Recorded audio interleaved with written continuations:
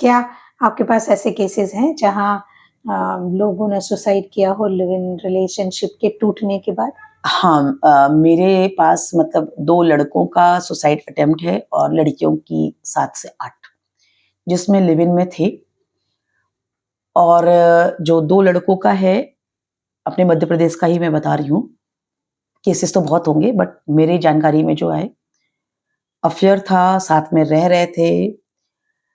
लड़के के पेरेंट्स ने भी बोल दिया था कि हम शादी कर देंगे। दोनों की फैमिलीज़ को पता चल गया था। लड़की और लड़का भी कोई छोटा-मोटा नहीं, अच्छा खासा इंजीनियर था। नहीं पता क्यों लड़की ने दूसरी जगह शादी कर ली और लड़के का फ़ोन ब्लॉक कर दिया, बात नहीं करी। लड़के ने see that person was the single child of his parent और उसने सुसाइड अटेम्प्ट कर लिया। 24 साल का लड़का, फांसी लगा लिया उसने। बहुत कम उम्र का बच्चा। 24 साल का लड़का, क्योंकि और कॉलेज में ये लोग लिव इन में थे। हाँ, कॉलेज खत्म होते होते ही प्लेसमेंट और ये सारी चीजें, शादी की बातें। लड़की भी 24 की थी, लड़का भी 24 का था।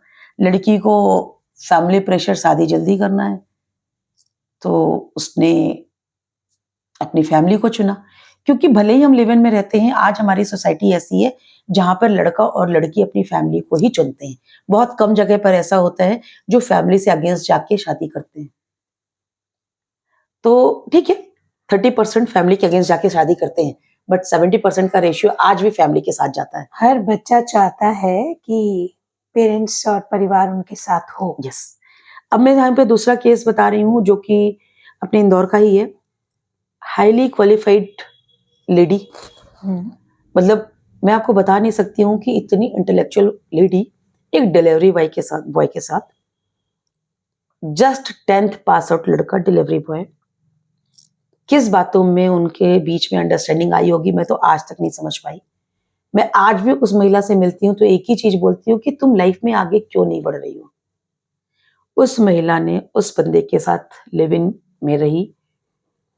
अब देखिए, महिला बोल रही है कि मैं लिव इन में थी, हम लोग साथ में रहते थे, पति ने मेरे कुछ ऐसे वीडियो बना लिए। अब ये मैं आपको नेगेटिव पॉइंट बता रही हूँ। वो ही लड़का जिसके साथ लड़की लिव इन, हाँ, जिसके साथ ये पढ़ी लिखी महिला साथ में रह रही थी, और उस डिलीवरी बॉय ने इनके कुछ इंटरनल वीडियोस बना लिए और उस वीडियो से उसको ब्लैकमेल करने लग गया कि रहना तो तुमको मेरे साथ ही पड़ेगा, अदरवाइज मैं इनको वायरल कर दूंगा। क्योंकि वो जो इंफीरियरिटी कॉम्प्लेक्स होगा ना, उसने ये सब करवा लिया उससे। हाँ। कि कल को ऐसा नहीं हो कि ये थोड़ी समझदार होने लगे और मुझे छोड़ के जाने लगे, तो उसकी व्यवस्था मैं पहले से।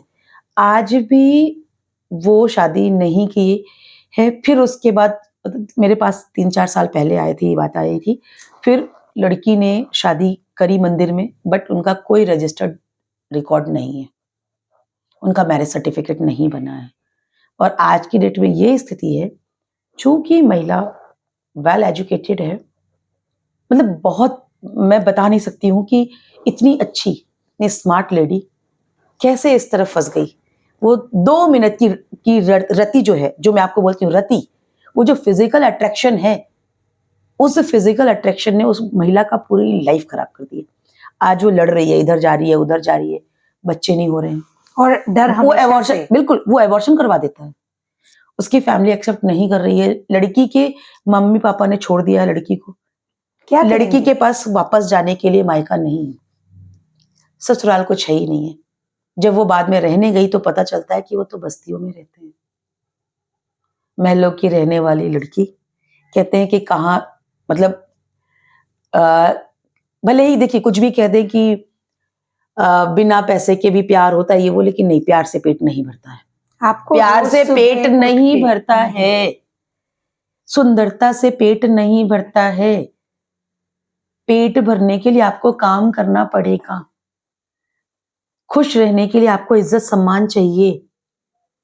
जब आपको कहीं पर इज्जत सम्मान नहीं मिलेगा तो आप अंदर ही अंदर घुटते रहोगे, टूट जाओगे और अपने ही डिसीजन पे पछताओगे।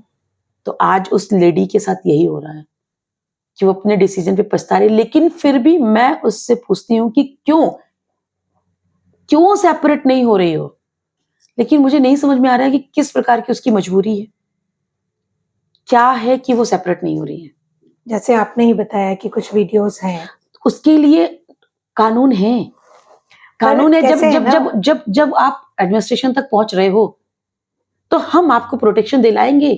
Just believe us, believe us. अगर आप हम तक ऐसी पहुंचे हो, स्थिति में कई बार ऐसा हो जाता है कि आपका आपका जो विल पावर है वो इतना कमजोर हो जाता है, आपको लगता है कि इतनी बड़ी गलती मैंने कर ली, वो गिल्ट से जब आप नहीं निकल बस पाते बस हो वही हो तो रहा है। कमजोर होते जाते हो, और ज्यादा कमजोर होके आप कहीं कुछ निर्णय भी नहीं ले पाते और स्टेप अप नहीं कर पाते। एक्चुअली यही हो रहा है उस लेडी के साथ, यही हो रहा है कि वो इतनी गिल्ट में चली गई है, इतनी गिल्ट में चली गई है कि उसने अपने पहनने ओढ़ने सारी चीजें एकदम बर्बाद कर रखी थी। जब मेरे पास आई तो जब मुझे ये पता चला कि यार इस पोस्ट पर है, मैंने सबसे पहले बोला, मैंने कहा एक तो पहली बात, तुम बस्ती से नहीं आई हो, तुम बस्ती वाले कपड़ों में और स्ट्रक्चर में नहीं आना। मेरे से मिलना है, ढंग से आओ जो एक्चुअल तुम हो। हाँ, मैंने लिटरल पहले तो मैंने उसको बूस्टअप किया। मैंने कहा बाकी सारी चीजें हटाओ, तुम्हारी कहानी मैं बाद में सुनूंगी, पहले तुम मेरी ये चीज को फॉलो करोगी कि तुम वेल ड्रेसअप रहोगी जैसे पहले रहती थी, उसी तरह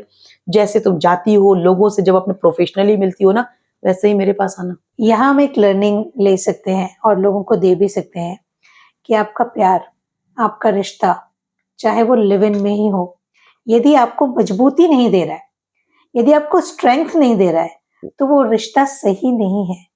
क्योंकि जो हमारे प्रियजन होते हैं वो हमारी स्ट्रेंथ होते हैं। जो स्ट्रेंथ नहीं है वो सही रिश्ता आपके लिए नहीं है। यदि इतनी सी बात दोनों में से कोई एक समझ जाए तो मुझे लगता है कि वहां से निकलने या उसको डील करने या उसके साथ कैसे आगे बढ़ा जाए ये सीख जाएंगे। लेकिन क्या होता है, जो मुझे लगता है बहुत सारे लोगों से मिलके, कि हमको सब कुछ दिखता है पर मन में कहीं छोटी सी इच्छा ये होती है कि नहीं बदल जाएगा या बदल जाएगी या चेंज हो जाएगा, नहीं फ्यूचर में अच्छा होगा, बट होता नहीं है। वो धीरे धीरे धीरे चीजें और वर्स्ट होती जाती है। मैं आपको यहाँ पे बताऊंगी, ये वाली फीलिंग केवल लड़कियों में होती है, लड़के ये फील नहीं करते हैं। जिस कपल की मैं बात कर रही हूँ, उस कपल में यदि लड़के के साथ गलत हो रहा होता तो वो रिलेशन कैरी नहीं करता, वो वहीं पर सेपरेट हो जाता। और वो आज भी यही कर रहा है। वो लड़का अब अपने माँ के साथ रहता है, उसकी जो वाइफ है या लिव इन पार्टनर है वो सिंगल रह रही है। लड़के को उसकी फैमिली मिली हुई है और इसके पास कुछ नहीं, इसके पास कुछ नहीं है, इसलिए ये और ज्यादा परेशान हो रही है। और जबकि ये बहुत अच्छी स्थिति अरे में बहुत थी। अच्छी, मतलब मैं बताऊं ना, खुद ही कमा रही है, ससुराल का भी खर्चा खुद ही उठा रही है। तो हम लोगों ने सबसे पहले तो उसको बोला कि ससुराल का खर्चा उठाना बंद करो, ये तुम बंद करो, पहले तुम अपना पैसा अपने पास रखो। धीरे धीरे धीरे धीरे हम लोग कर रहे हैं अभी तक। अब पहली बार कल वो कानूनी पहल के लिए स्टार्ट हुई, मानी है। मतलब देखिए, आप लोग सोच रहे होंगे कि मैं जबरदस्ती लोगों को कानून तक पहुंचा रही हूँ, मैं जबरदस्ती नहीं पहुंचा रही हूँ। अभी मैं एक और केस बताऊंगी जिसमें हमने उनकी शादी करने के लिए शादी करवाई भी, हमारे वन स्टॉप सेंटर में ही हमने शादी करवाई। साथ ही साथ एक दूसरा कपल था जिनको हम लोगों ने बोला कि आप इतने अच्छे से रह रहे हो, 2 बच्चे हैं आपके, तो आप अपनी मैरिज रजिस्टर्ड कराओ। जहां पर हमें स्कोप है कि वो अच्छे से हैप्पीली मैरिड लाइफ जी सकते हैं, हम उनको वहां लेके जाते हैं। बट जहां पर ये टॉक्सिक रिलेशन इस स्थिति में है कि वो महिला किसी दिन भी सुसाइड कर सकती है। क्यों? क्योंकि उस महिला ने 4 सुसाइड अटेम्प्ट कर लिए हैं, हर बार बच जाती है। तो हम उसको यही कहते हैं कि देखो भगवान बचा रहा है, तुमसे कुछ अच्छा करवाना चाहता है। तो अब ये सुसाइडल ये सब चीजें तो छोड़ो, दिमाग से ही हटा दो, अब तुम कुछ अच्छा सोचो। और लिटिल मनीषा जी, मैं आपको बताऊं कि मैं उस महिला को ना बहुत अच्छी जगह जोड़ना चाहती हूँ। मैं उसको बार बार बोलती हूँ कि तुम ये कर लो, तुम वो कर लो। नो डाउट अब कानून तक पहुंची है, धीरे धीरे हम अपलिफ्ट करके उसको एक सिंगल आइडेंटिटी के साथ उसकी लाइफ में आगे बढ़ाने में जितना हमारा प्रयास होगा हम करेंगे। सो यहाँ एक और लर्निंग है आप सबके लिए कि यदि आप लिव इन में भी हैं और आपके पार्टनर, चाहे वो लड़की हो या लड़का हो, आपको लगता है कि वो गलत हैं, आपके साथ कुछ गलत कर रहे हैं या कर सकते हैं, या आपकी चॉइस गलत है, तो आप वन स्टॉप सेंटर आके मदद ले सकते हैं। हाँ, महिलाएं मदद ले सकती हैं। वन स्टॉप सेंटर में पुरुष के आवेदन नहीं लिए जाते हैं। तो पुरुषों के लिए कोई व्यवस्था नहीं है? पुरुषों की व्यवस्था देखिए मैम, ऐसा कि फैमिली काउंसलिंग सेंटर्स होते हैं, अच्छा, हमारे वो वहाँ यहाँ जा हाँ सकते वो वहां जा सकते हैं। साथ ही प्राइवेटली काउंसलिंग सेंटर बहुत चल रहे हैं प्री वेडिंग। मैं यहीं पर आपको, हाँ ये बहुत अच्छी चीज है जो आपने पूछा कि पुरुष कहाँ जाएं। प्री वेडिंग काउंसलिंग सेंटर्स भी एग्जिस्टिंग होने लगे हैं, और ये मेरा रिसर्च है, मेरा मतलब मेरे 5 साल का रिसर्च है, जिसका रिजल्ट ये आया है कि आप जिसको लिव इन रिलेशन कह रहे हो, अगर आप लिव इन रिलेशन में भी हो और आपको लगता है कि हमें शादी करनी चाहिए कि नहीं करनी चाहिए, तो प्री वेडिंग काउंसलिंग पे तरफ मूव करो। प्री वेडिंग काउंसलिंग लो। बहुत सारे प्राइवेट इंस्टीट्यूशन उसमें कर रहे हैं, बहुत नॉमिनल पैसा रहता है, कोई बहुत ज्यादा नहीं रहता है।